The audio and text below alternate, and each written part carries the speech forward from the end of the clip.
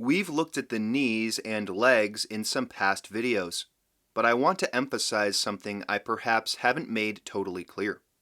I've often spoken about how people are leaning forward, in particular with their pelvis and midsection when they stand. You'll find most people are pressing their pelvis and midsection way out over their feet. This is leaning forward. However, it's not always obvious because people also pull certain parts of their body backwards to compensate and stay balanced. For instance, the top of the rib cage is basically always pulled too far back. The sit bones, as well, are usually pulled back, which is what forms the shortened, bent torso that we often see. The knee presents a peculiar problem. Most people have the front of their pelvis forward of their knee, which is a rather unusual way to use the knee joint, though it's extremely common.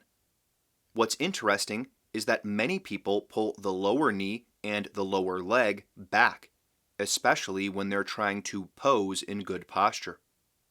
This makes a little bit of sense.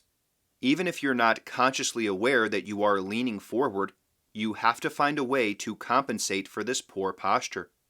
You need a backward force so that you're not completely leaned over. While some people do bend their knee forward in standing, if you ask them to straighten their leg, or they try to straighten up and stand tall, they will pull their lower leg back much faster than their upper leg.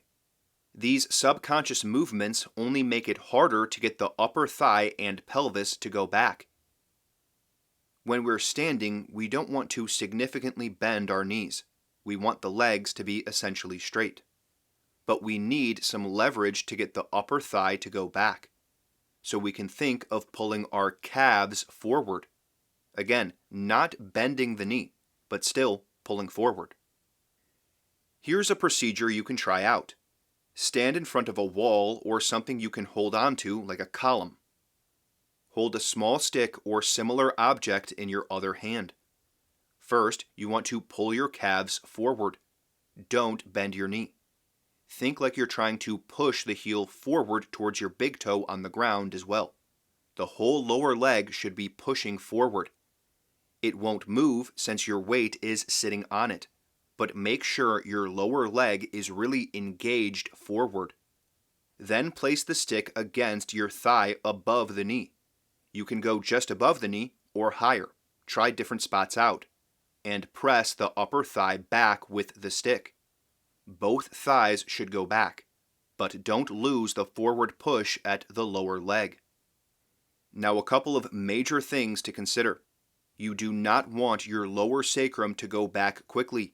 You don't want to bow or poke your butt out. Lift your iliacs and the front of your pelvis. You also don't want to let your upper torso go back. All the typical concepts that we use on this channel for lengthening the torso apply here. Having your other hand forward on the wall or grabbing onto something can help you keep the upper torso forward. But don't go down with your sternum, head, or rib cage generally. Stay up and don't bend your knees.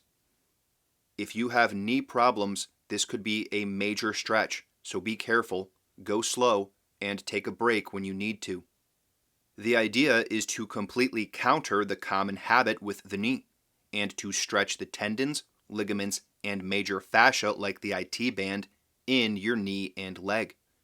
However, of course, we want to coordinate that with lengthening of the torso and back, where the thoracolumbar fascia is. This forward at the calves, back at the upper leg concept is extremely useful for stretching the springs in the legs. It can be applied to a wide number of gestures, so try it out and let me know your experience. Expect an unusual stretch as you counter this extremely common and unfortunate habit of abusing the knees.